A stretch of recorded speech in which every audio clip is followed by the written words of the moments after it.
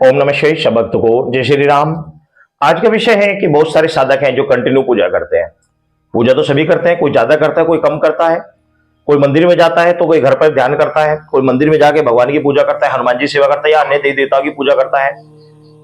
लेकिन बहुत सारे साधक ऐसे भी जो लंबे समय से पूजा कर रहे हैं, लंबे समय से, बहुत लंबे समय से पूजा कर रहे हैं, लेकिन पूजा करते करते करते उन्हें कुछ भी आभास नहीं होता, कुछ भी अनुभव नहीं होते, और उन्हें ऐसा फील होता है कि हमारे साथ कोई निगेटिविटी, शायद हमारे साथ कोई निगेटिविटी लग गई है, हमारे साथ कोई नेगेटिविटी कनेक्ट हो गई है, कोई नेगेटिविटी हमें चिपक गई है, जिसके कारण से हम जो पूजा में अनुभव होने चाहिए, जो लाभ होना चाहिए, वो नहीं हो पा रहा है।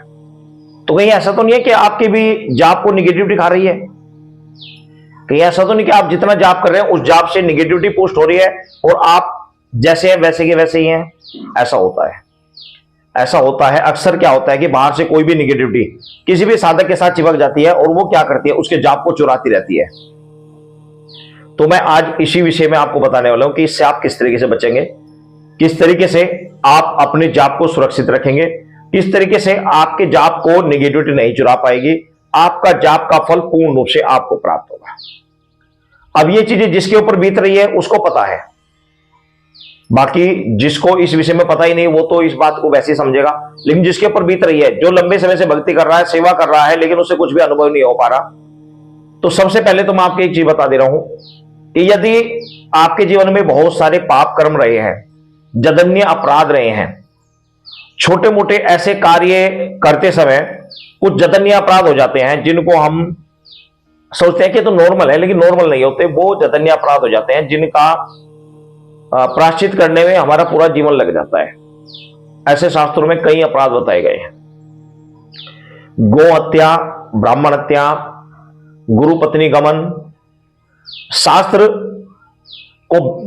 को अवहेलना करना, उनका तिरस्कार करना, और जो भगवान के सच्चे भक्त होते हैं उनका तिरस्कार करना, अपमान करना। तो ऐसे कुछ अपराध ऐसे हो जाते हैं, या बहुत सारी व्यक्ति ऐसे हैं, मैंने अक्सर अपने जीवन में एक दो व्यक्ति ऐसे देखे हैं जिन्होंने अपने घर में रखी मूर्तियों को, क्योंकि हमारे धाम पर भी यहां बहुत सारे व्यक्ति ऐसे हैं जो धर्म परिवर्तन कर रहे हैं और हमारे धाम पर मूर्तियां रख के चले जाते हैं। हमारे धाम पर ही नहीं, सब जगह यही हालत है। सब जगह ऐसे ही है कि लोग अपने घर में मूर्तियां पूजते हैं और उन पूजन करी मूर्तियों को जो जागृत हो जाती है उसके बाद धर्म परिवर्तन करते हैं, उन मूर्तियों को ऐसे फेंक के मार देते हैं, ऐसे फेंक देते हैं, या फिर किसी मूर्ति को या माता की प्रतिमा को लात मार देते हैं। ये जघन्य अपराध है, ये जघन्य अपराध है जिसका प्रायश्चित बड़ी मुश्किल होता है। या फिर कोई बेटी का गमन कर रहा हो, बेटी का गमन कर रहा हो, तो वो भी जघन्य अपराध हो जाता है। तो ऐसे जो अपराध होते हैं, इन अपराधों को, ऐसा नहीं है कि अपराध समान नहीं हो सकते हैं सारे। ईश्वर के नाम में जिस भी देवी देवता की आप पूजा करते हैं उसके नाम में इतना सामर्थ्य है कि वो, यदि आप उसका जाप कर रहे हैं कंटिन्यू, तो वह आपके जघन्य से जघन्य अपराध को क्षमा कर सकता है, समाप्त कर सकता है। लेकिन उतनी पर्याप्त मात्रा में आपका जाप होना चाहिए। यदि जाप उतना पर्याप्त मात्रा में नहीं है तो आप लंबे समय से पूजा करते रहो, आपको उसका फल नहीं प्राप्त हो पाएगा। दूसरा होता है कि निगेटिविटी आपके जाप को चुरा रही है, तो भी आपको अनुभव नहीं हो पाएगा। अब निगेटिविटी आपके जाप को चुरा रही है तो इसके लिए आपको क्या करना होगा, कैसे आपको पता लगेगा कि निगेटिविटी मेरे साथ है, क्या क्या आपको फील होगा? सबसे पहले तो मैं बता देता हूं कि किस तरीके से पता लगेगा। जिस साधक के साथ निगेटिविटी कनेक्ट होती है, सबसे पहले तो उसका बदन टूटता है, शरीर टूटता है, पूजा में मन नहीं लगता। पूजा करेगा स्वभाव अनुसार, क्योंकि उसका स्वभाव है प्रतिदिन पूजा करना, तो पूजा करने के लिए तो जाएगा, लेकिन जैसे ही पूजा में बैठेगा या पूजा करने का मन करेगा, एक दो मिनट में उसका मन ऊब जाएगा, उसका मन करेगा कि पूजा ना करूं, उसका मन वहां से उठने को करेगा, जी करेगा कि मैं पूजा ना करूं, उठ जाऊं, छोड़ दूं पूजा। ऐसा उसके साथ होगा, ठीक है ना। और पूजा में बहुत कम समय लगेगा, लगा नहीं पाएगा पूजा में, वो ध्यान नहीं केंद्रित कर पाएगा, शरीर भारी रहेगा, आंखों पर जोर लगेगा, शरीर टूटा रहेगा और पूरा दिन लेटे रहने का मन करेगा। एक अलग प्रकार की फीलिंग आएगी। जिस भी कार्य में उसे सफलता होनी चाहिए वहां निगेटिविटी आएगी।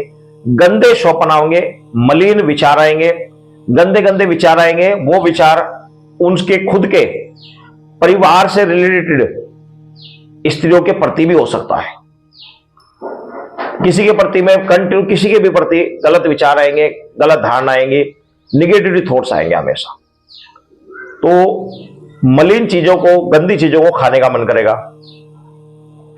तो ये जो लक्षण है, ये है निगेटिविटी के लक्षण कि उसके साथ में कोई ना कोई निगेटिविटी लग गई है। अब बात आती है कि आप उससे कैसे बचेंगे। अगर कोई हैवी निगेटिविटी है तो फिर आपको किसी भगत से मिलना चाहिए और उससे मिलकर आपको निगेटिविटी हटवानी चाहिए, ठीक है ना, निगेटिविटी हटवानी चाहिए। परंतु यदि आपके साथ में कोई, आपको आभास होने लगा कि कुछ दिनों से मेरे साथ ऐसा हो रहा है, तो आप निगेटिविटी के जाप को चुराने से कैसे बचेंगे। उसके लिए सबसे पहले तो मान लिया आपके इष्ट हनुमान जी हैं, श्री रामचंद्र जी हैं, गणेश जी है, या बालाजी महाराज है, हनुमान जी की विशाल प्रतिमा है।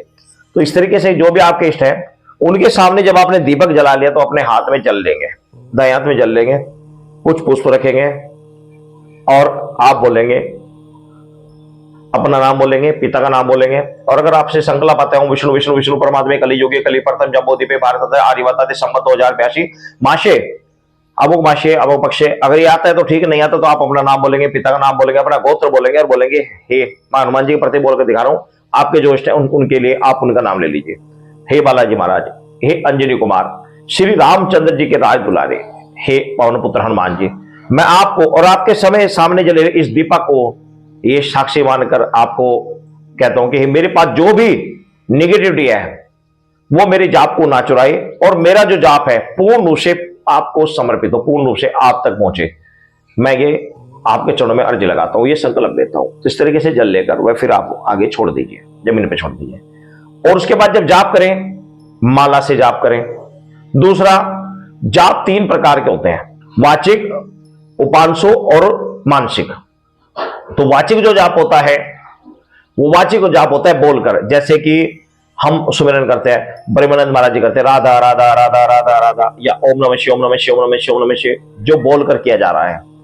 दूसरा आता है उपांशु। उपांशु जैसे कि आपके होठ हिल रहे हैं, इतनी आवाज है कि बराबर में बैठा व्यक्ति समझ सकता है कि आप क्या बोल रहे हैं, बहुत धीमी आवाज, बहुत धीमी, सिर्फ बराबर वाले व्यक्ति को सुन रहा है, बाकी सबको नहीं सुन रहा है, ये उपांशु होता है। तीसरा होता है मानसिक जाप। मानसिक जाप में ना होठ हिल रहे हैं, ना कुछ पता लग रहा है, बस केवल शांत बैठे हैं। तो ये जो मानसिक जाप होता है ये वेरी इंपॉर्टेंट होता है। और ये भी यदि ध्यान के साथ किया जाए, आपने ध्यान लगाया हुआ है, भरकुट के मध्य में आपके इष्ट आपको दिखाई दे रहे हैं, ठीक है ना, आपको आपके इष्ट दिखाई दे रहे हैं, ये जो ध्यान लगाकर जो जाप किया जाता है ये सर्वोपरि है, सर्वोपरि। ये एक ऐसा जो बड़ी जल्दी सिद्धि भी प्रदान करता है, बड़ी शीघ्र आपका सिक्स सेंस एक्टिवेट करता है, कुंडली जागृत करता है, ये सबसे पावरफुल होता है। सबसे उत्तम मानसिक जाप, उससे कम उपांशु जाप और सबसे कम वाचिक जाप। तो इस तरीके से जाप का होता है। तो ये जाप करने के तरीके होते हैं। इस तरीके से आप अपने पास निगेटिविटी को, जो निगेटिविटी है उससे जाप करने से उससे बच सकते हैं। और तीसरा तरीका, आपके पास जो गुरु मंत्र है, गुरु मंत्र से अपनी सुरक्षा घेरा लगा ले। अब सुरक्षा घेरा आप किस प्रकार से लगाएंगे, आप क्या करेंगे, सबसे पहले इस तरीके से, देखो ऐसे बैठे ना, इस तरीके से घूमेंगे, गणेश भगवान जी का ध्यान करेंगे। उसके बाद सबसे पहले हम गुरु का ध्यान करेंगे, अपने गुरु का, फिर अपने गणेश भगवान जी का ध्यान करेंगे, भगवान शंकर करेंगे, माता के करेंगे, श्री हनुमान जी का। इस तरीके से सबका नाम जप करते करते इस प्रकार से घूम जाएंगे। ये आगे से घेरा बन गया, पीछे अपना आप बन जाता है। आगे से घेरा लगा रहा होता है, पीछे तो अपना आप लग जाता है, इस तरीके से। या फिर जो भी आपके पास गुरु मंत्र है, कुछ भी ना करे तो गुरु मंत्र का जाप लें और इस तरीके से, इस तरीके से अपने आगे इधर से लेके इधर तक 3 बार फूंक मारेंगे। आगे घेरा लग गया, पीछे अपना आप लग जाएगा। चौथा तरीका, दुर्गा सप्तशती का अध्ययन करें। दुर्गा सप्तशती का जो साधक अध्ययन करता है, जो भी साधक किस चीज, कवच, कीलन और स्तोत्र, 3 अध्यायों का जो पाठ करता है, कवच, स्तोत्रम और कीलन का जो 3 अध्यायों का कंटिन्यू पाठ करता है, उसके पांव के नाखून से लेकर चोटी के बाल तक, जो चोटी होती है, चोटी के शिखा तक सब कुछ बंध जाता है। उसका कोई भी निगेटिविटी उसको भेज नहीं सकती, कोई भी निगेटिव उसके पास नहीं आ सकती। खासकर नवरात्रों में विशेषकर से इस चीज का ध्यान रखना चाहिए। दुर्गा सप्तशती का जिस स्थान पर ध्यान किया जाता है वहां पर निगेटिविटी नहीं आ सकती, बिल्कुल भी वहां पर निगेटिविटी नहीं आ सकती। पॉजिटिव में मां शक्ति का हमेशा वास रहता है, ये सत्य है, बिल्कुल बिल्कुल सत्य है, शास्त्र प्रमाणित है, इसमें कोई दो राय नहीं है। दुर्गा सप्तशती में केवल स्पष्ट रूप से इस चीज के विषय में लिखा हुआ है। तो ये तरीके होते हैं जिन तरीकों को मैंने बताया, इन तरीकों से आप निगेटिविटी से बच सकते हैं। निगेटिविटी से छुटकारा पा सकते हैं।